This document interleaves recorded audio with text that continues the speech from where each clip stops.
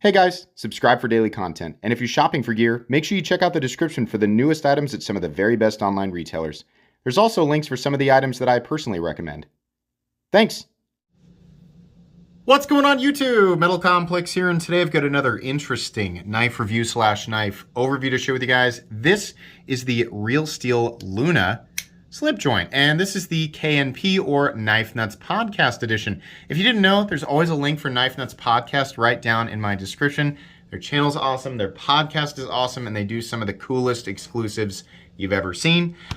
This is very nice, and it's a budget knife, very inexpensive. Now, I don't know if this version is still available at the time that you're watching this video. I will try to link it right down below so that you can check it out if you want to.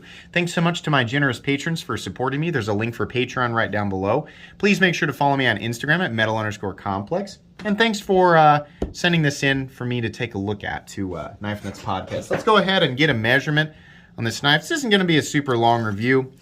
Overall length of the Luna Slipjoint coming in at about a little over 6.5 inches. Blade length well under 3 inches, 2.75. And the cutting edge on this guy coming in just a little bit over 2.5. Yeah, about 2 point, should we call that 2.6, 2.65, something like that. Just a couple of size comparisons up against the Ontario Rat Model 1 and its little brother, the Ontario Rat Model 2. So you can see that this guy is even a little bit shorter than the Rat 2, though I will point out that the amount of cutting edge is very, very similar. The Rat 2 has only slightly more cutting edge than the Luna here. Whoops, let's leave that guy down. Just a couple more up against the Spyderco Para 3. And last but not least, let's do the Benchmade Bug Out. There you go, definitely a little smaller. All right, let's go ahead and do some comparison of thickness, I guess. First of all, the action. This is great. The half stop is actually angled, which is really nice for when you are closing it with one hand, right? So if you're going to come here, push down on your thumb, you're not pushing that blade right into your finger. It's at an angle, which I think is super smart. It's very snappy, very distinct position right here in the middle, and then a nice snap into the open position. Really like that. This is a slip joint. There is no lock. Let's go ahead and put it up against the Spyderco Para 3.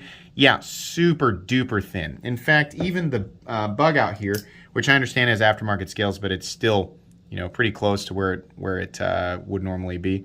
Yeah, it's right about the same thickness as the bug out, which is going to be great for a lot of people. Let's do length and height up against the PM2 and the Para 3.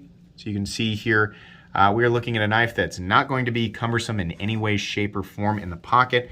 This is a super thin, compact knife, and it's also lightweight. Let me get out my scale here. We are looking at, by the way, a combination of D2 and G10 with, I think, just a little bit of steel in there, maybe around the pivots. Other than that, not much else going on. Weight coming in at 1.73 ounces, which is, it doesn't really matter who you are. That's lightweight. As long as you're wearing pants, even if your pants are made out of, I don't know, plastic bags, like it's still going to be just fine. This just isn't a heavy object to anybody. So you should be all right there. Let's go ahead and do a hardware check. We'll get out my tools. As per usual, my tools are very inexpensive and very recommendable. You can find them right down in the section of my description that talks about the tools I use on this channel. The pivot is a T8, and then these guys back here, I'm not even going to have to check them. These are T6, along with the pocket clip screws, which are actually underneath. You can see the heads of them are right there, which is nice because they're countersunk, but not a lot of hardware. 2 on each side, and then one, head to loosen for the pivot. Pretty minimal. I don't have an issue with any of that. Let's go ahead and measure blade stock thickness. There are my calipers right there. This is going to be a pretty darn thin blade. I can't believe the calipers are still holding on with this battery, but here we go. Blade stock thickness, 80 thousandths. Yeah, definitely a thin spine, and that's a flat ground blade, so it's very thin behind the, well, the taper is a good taper off of an 80 thousandths spine. What I'm saying is that it's very thin behind the edge. Let's go ahead and move into the main part of the review. Despite this being a small knife, because of the shape of this area in here, and it's slightly carved out right there for comfort, yeah, you can get a full grip on this guy. At first glance, it's like, well, there's nothing really stopping your finger from sliding up on the blade. Actually, it's got some jimping right under here, which It's not the same thing as a finger guard, but it does a pretty good job of gripping into your skin or into, you know, like your glove or whatever. It does a pretty good job of keeping your finger from sliding up on the blade. Now, it's not going to block it completely, but I thought that that was a nice little touch, and I really appreciate it. The whole knife has a really straightforward, simplistic, just minimalist look to it, and it works for this guy. There's, you know, the pocket clip does kind of do this little gooseneck thing, so you're going to feel it if you're squeezing really hard, but let's be real. How often are you going to be squeezing that hard with a knife like this? Most of the time you're going to be holding it like this, in which case that guy's not digging into your palm. So while I don't really like the shape of the bill, I can't sit here and pretend that it's really causing that much of an issue when we consider when and where this knife is going to be used. There is a long pole, or I guess that's what we call it, right? We call it a nail nick, but it's wherever you want. You want to pull it down here, pull it up here. Obviously, the closer the pivot, the tighter it's going to be. I don't know how to rate these things. I know that on slip joints, it's like a 1 to a 10 or something like that. Feels about medium to me, but it also kind of seems trivial considering the thing goes all the way down the blade, so it's really, really light up. It's very easy to do, regardless of where you are pulling from. I don't know what this coating is. It doesn't look like DLC, but I don't know how important it is. It might offer a little bit of protection. It looks good in contrast with the jade green scales.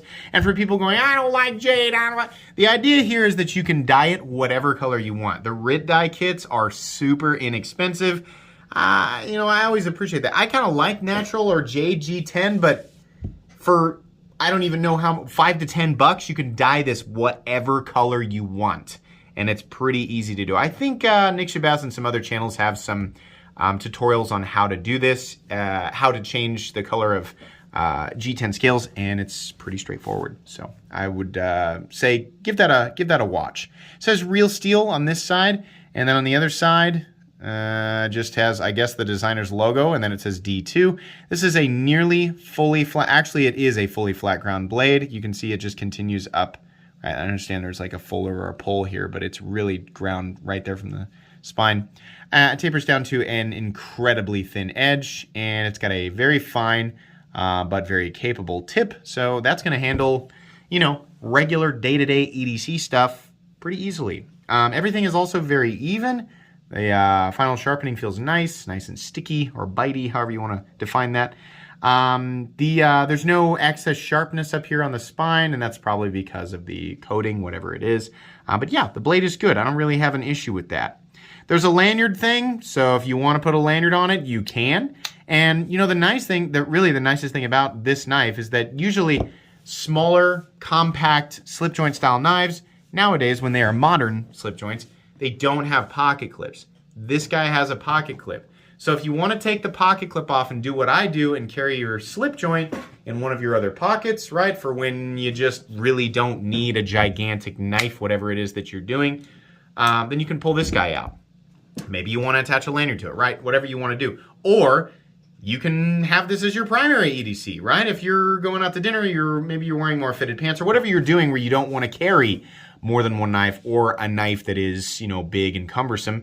This guy's got a pocket clip on it. It's completely and totally deep carry. The clip is black and it's very thin. So it's not something that is going to be this big sort of Christmas tree ornament hanging off of your person. That's something that I appreciate. The scales are peel ply textured, not so much that it's going to aggressively fray up your pants, but textured enough that you can, you know, have some reliable grip on this thing. There's no lock, so we're not going to measure up and down play, but side to side, there's none. It's completely and totally solid.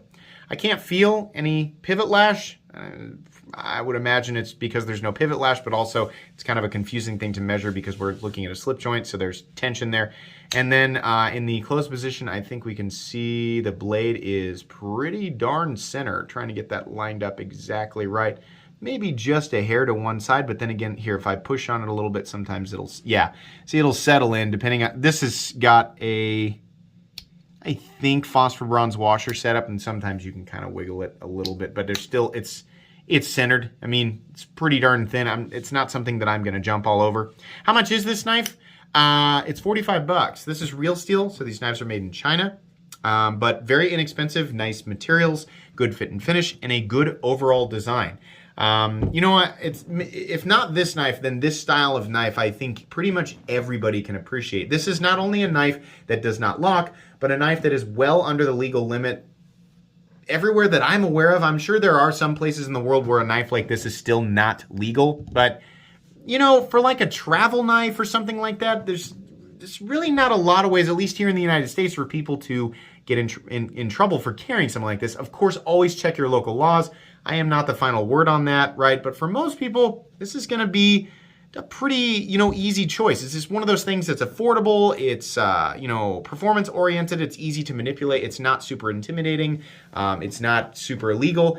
And really the nicest touch beyond this area right here that keeps your finger, that jimping right there, that's plenty comfortable, keeps your finger from sliding up on the blade. The other part I like is right here. I don't know about you, but I have cut myself many times on this finger by pushing the blade down and it comes down. The half stop is at a 90-degree angle and that blade just goes right into my finger. So this, being able to go here and stop it right there, that's really nice. Very, very, very simple to open, and well, you're gonna open it with two hands, but very easy to sort of, put away if you wanna use two hands or one hand.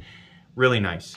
This is extremely recommendable. I'm gonna put it in my recommended knives playlist, and I'm also gonna put it in my cheap knives I like playlist because by my definition, that's a budget knife. Very cool stuff.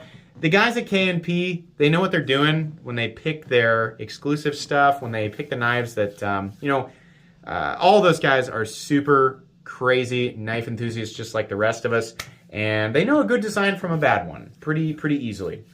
So they do a good job picking stuff like this, and with Levon's input, I think specifically, of course, everybody's all together, right? But Levon does a good job picking things out and kind of knowing when things are going to work and when they aren't. So very cool. Make sure you check out the link for this guy down in the description.